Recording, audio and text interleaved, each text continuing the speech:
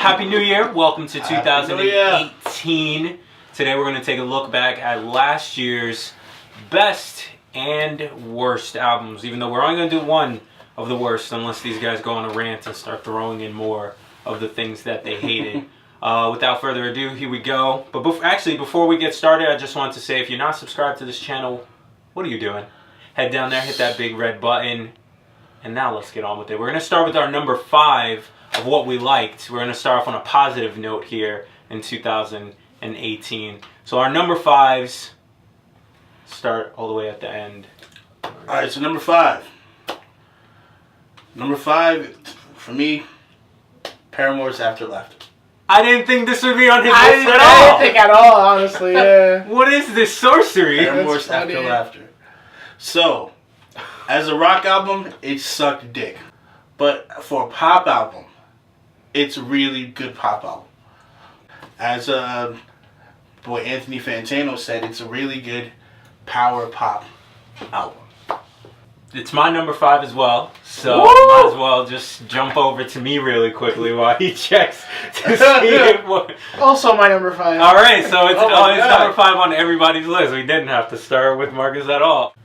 Let's move on to our number 4. I'll start this time, and for number 4, I'm going hip hop. Kendrick Lamar's "Damn" for number 4.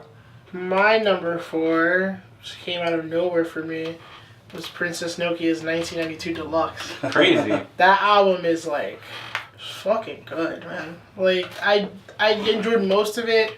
There are a few songs here, like the really ignorant stuff I like couldn't really get into, like songs like Different and Excellent, or even like Tomboy, which was like the single from like last year. Mhm. But then you got songs like Saggy Denim with Wiki, or Green Line, or ABC's in New York. And she does a little bit of everything. So I like that. Like she's weird, but she's cool. Okay. I like her stuff. So yeah. Okay, number 4 for me. Technically not an album, but it's Joyner Lucas's 508. Oh, okay. I don't know I knew why. as soon as he said not. I don't know why I didn't think of that. No, when he said not an album, I was just like, he's gonna say Drake. Oh, He's gonna blow my mind Nah. twice in this video. Nah. Okay. No. He showcases his rap skills, his storytelling skills.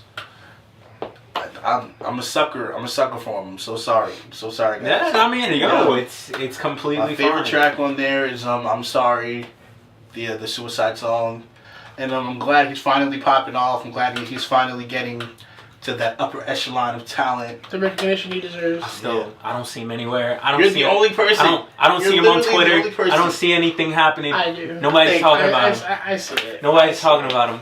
All That's my right. number 4. Pretty cool. So we agreed with number 5, and then number 4 turned out to be all hip hop from us. Yeah. Not bad so far. So we'll start with you again and just go with number 3. Number 3, Nick Deep, Peace in the Penny. All right. Not on my list at all. At all, really? not even Yeah, my top 5. it was like, it was great, and I wanted to put it somewhere, but I couldn't Damn. find a space for it. Like Yeah. I wanted, because they did deliver. They They delivered did. on In it. Bloom is my Yeah, That's a good song. But my number 3 is Tyler the Creator, Flower Boy. too low. Too low. Nah. Too low. My other, you'll understand when you hear my other 2, hopefully. And if you don't, I don't care. But All right. that's definitely that was hard though, because that was my number 3. Mm-hmm. I think it is hands down Tyler's best project. No He's doubt. put out, like without a doubt. Like he delivered this year, and it was great. But it's my number 3 because the other 2 for me were like just a little bit better. It better be.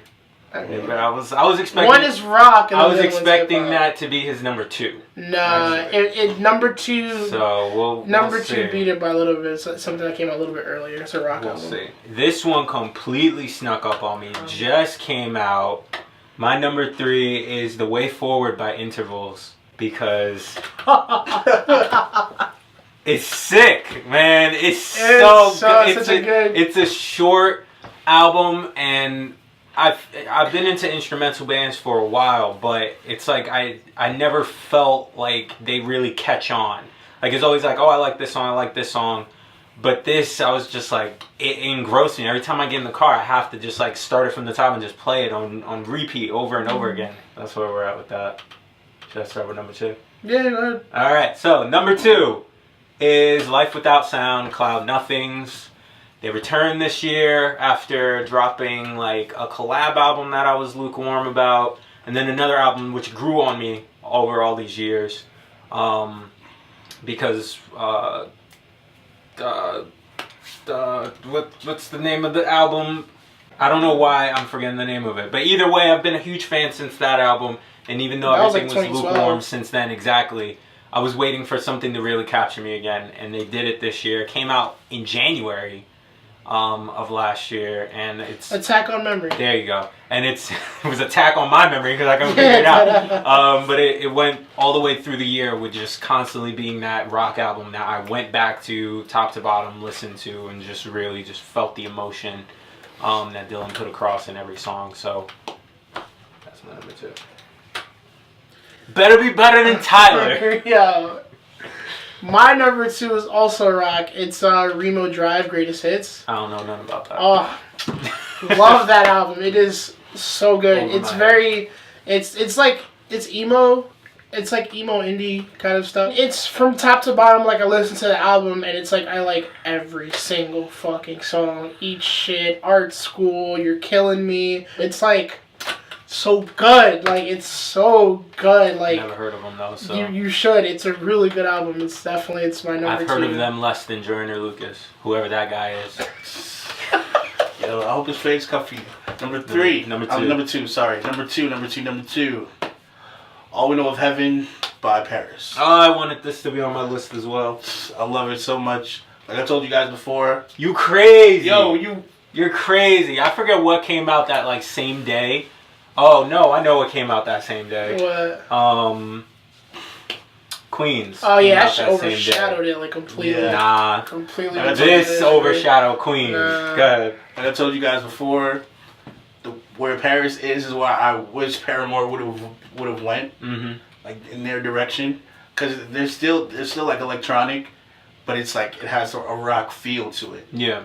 And it's the whole 3-piece thing that Paramore keeps doing, so it would have worked out well. Numero uno. Damn by Kendrick Lamar.